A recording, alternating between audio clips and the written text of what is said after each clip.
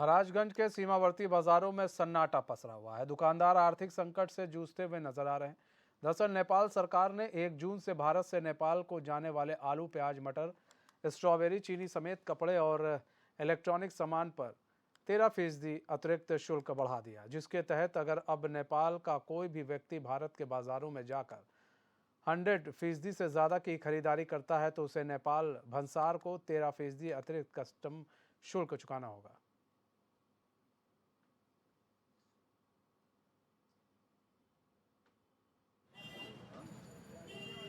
अभी जो नेपाल सरकार ने बजट अपना घोषित किया है, उसमें भारत से जो भी सामान जाएगा उसमें 100 रुपये से ज़्यादा पे भंसार ले रहा है। इससे आम जनमानस को बहुत दिक्कतों का सामना करना पड़ रहा है, क्योंकि हमारा भारत नेपाल का जो रोटी बेटी का संबंध है उस पर बहुत असर पड़ने वाला है। इससे बहुत माहौल ख़राब हो जाएगा, क्योंकि नेपाल की जनता अपना सस्ता सामान लेने के लिए सीमावर्ती बाज़ारों में आती है, जहाँ सोनौली हुआ, भगवानपुर हुआ, टोटीबारी हुआ, और सस्ता सामान अपना ले जाते हैं, अपना जीविका अपना चलाते हैं। लेकिन नेपाल गवर्नमेंट के पक्षपात रूप से इसने 100 रुपये के ज़्यादा पे भंसार लेना शुरू कर दिया है।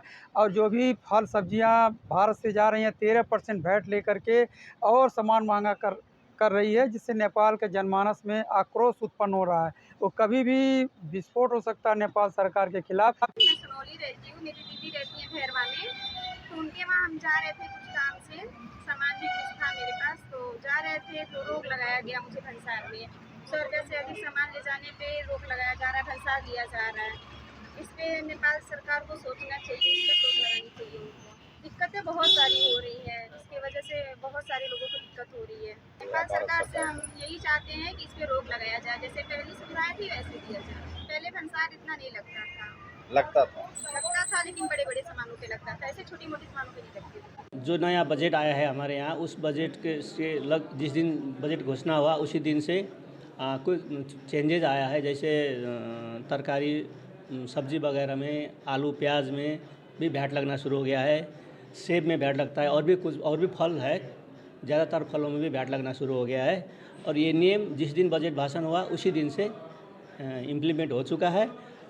हम यहाँ कस्टम में उसी हिसाब से वैट सहित ड्यूटी वसूल करके सामान जाँच पास कर रहे हैं। नियम नया नहीं, नियम पुराना ही है। नियम है कि आप 100 रुपये से ज़्यादा का कोई भी अपना घरेलू यूज़ का सामान खरीद के लाएंगे तो उसमें आपका कस्टम में जो भी डीएम से ड्यूटी लगता है, जो आइटम लेके आएंगे उसी हिसाब से ड्यूटी दे के आप ले जा सकते हैं। अभी वही नियम चल रहा है, लागू हुआ है। अभी हम लोग थोड़ा उसमें इम्प्लीमेंट सीरियसली कर रहे हैं। उसी हिसाब से आप ला सकते हैं घरेलू यूज़ का सामान, लेकिन 100 रुपये से ज़्यादा का कोई भी सामान लेके आएंगे जो पास हो सकता है, कस्टम क्लियरेंस हो सकता है, उसका आपको ड्यूटी। हमारे साथ हमारे संवाददाता पूरी जानकारी के साथ जुड़ चुके हैं ब्रजेश गुप्ता। ब्रजेश, नेपाल और भारत जो भारतीय वस्तुएं हैं उस पर अब कस्टम शुल्क बढ़ा दिया है, नेपाल की तरफ से बढ़ा दिया गया है। जो लोग हैं उन पर किस तरह का असर पड़ रहा है, आम जनमानस पर? जी, आपको बता दें कि जो भारत नेपाल से सटा हुआ जो सीमावर्ती क्षेत्र है, वहाँ नेपाल के द्वारा जो कस्टम शुल्क बढ़ा दिया गया है, उसको लेके बाजार में जो है सन्नाटा पसरा हुआ है। हालांकि नेपाल के लोग हैं, नेपाल के लोग जब बाजार करने के लिए आ रहे हैं तो वो 100 रुपये का अगर सामान ले रहे हैं तो 100 रुपये के सामान पे नेपाल कस्टम जो है करीब 13% जो है वैट लगा दिया है।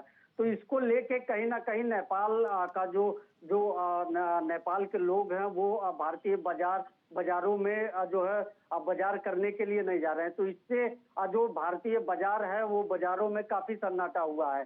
एक तरफ जहां भारत के प्रधानमंत्री और नेपाल के प्रधानमंत्री एक तरफ द्विपक्षीय वार्ता कर रहे हैं, तो कहीं ना कहीं कुल मिला के देखा जाए जो भारत नेपाल का रोटी बेटी का संबंध है वो कहीं ना कहीं टूटता हुआ नजर आ रहा है। जी अनिल। ब्रजेश, ये कुछ दिनों से ये देखा जा रहा है कि नेपाल अपनी मनमानी कर रहा है।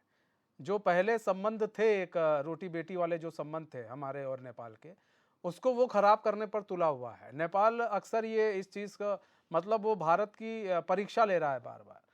तो ऐसे में ऐसा ना हो नेपाल को भुगतना पड़ जाए इसका खामियाजा। जी जी, आप बिल्कुल सही कह रहे हैं। तो कहीं ना कहीं जिस तरीके से नेपाल के द्वारा अगर अगर भारतीय क्षेत्रों से जो नेपाल के आम नागरिक हैं वो 100 रुपए का अगर सामान लेके जा रहे हैं तो उनको 100 रुपए के सामान में 35 रुपए टैक्स देना पड़ रहा है। तो कुल मिला के देखा जाए तो अगर जो भी नेपाल के नागरिक हैं वो अगर 100 रुपए के सामान ले जाएंगे तो 35 रुपया उसका टैक्स क्यों देंगे? जबकि जो है नेपाल की जो चीजें हैं, नेपाल की चीजों में भी काफी महंगाई है। जो अब भारत है, भारत जो है नेपाल के लोगों को सस्ता दाम जैसे कपड़ा हुआ, आलू प्याज तमाम चीजें जो निर्यात होती थी तो उसको लेके कहीं ना कहीं जो है भारतीय जो क्षेत्र है, भारतीय क्षेत्र में इस समय जो वहाँ बॉर्डर क्षेत्र में जो ट्रकें हैं वो काफी लंबी कतारों में लगा हुआ है। अभी हाल ही में आप देखे होंगे भारत के प्रधानमंत्री और नेपाल के प्रधानमंत्री का मुलाकात हुआ था। अब मुलाकात के दौरान जो भारत नेपाल के सीमा का जो डेवलपमेंट था उसको लेके कहीं ना कहीं दोनों प्रधानमंत्री के बीच चर्चा भी हुआ था। लेकिन जो नेपाल के नागरिक हैं वो भी काफी परेशान हैं। महंगाई जो कस्टम की तरफ से जो बढ़ाया गया है, जो भारतीय सीमावर्ती क्षेत्र है, जो सीमा क्षेत्र के जो लोग हैं जिनका व्यापार ही वही भारत और नेपाल से जुड़ा हुआ है, तो वो लोग भी काफी परेशान है। तो कुल मिला के देखा जाए जो रोटी बेटी का संबंध है, तो रोटी बेटी का संबंध नेपाल की तरफ से कहीं भी नहीं निभाया जा रहा है। इसको लेके अभी जो नेपाल के लोग हैं, नेपाल के लोगों ने भी इसका कड़ा विरोध कर रहे हैं, जगह जगह पे धरना प्रदर्शन कर रहे हैं। और जो भारतीय क्षेत्र के लोग हैं, भारतीय क्षेत्र के लोग भी जो है महाराजगंज के जो जिलाधिकारी डॉक्टर सत्येंद्र कुमार हैं, उनको भी एक ज्ञापन के माध्यम से प्रधानमंत्री को जो है सूचना इस बात की पहुंचाने की बात कर रहे हैं। जी बहुत बहुत धन्यवाद विजय से हमारे साथ जुड़ने के लिए और तमाम जानकारी।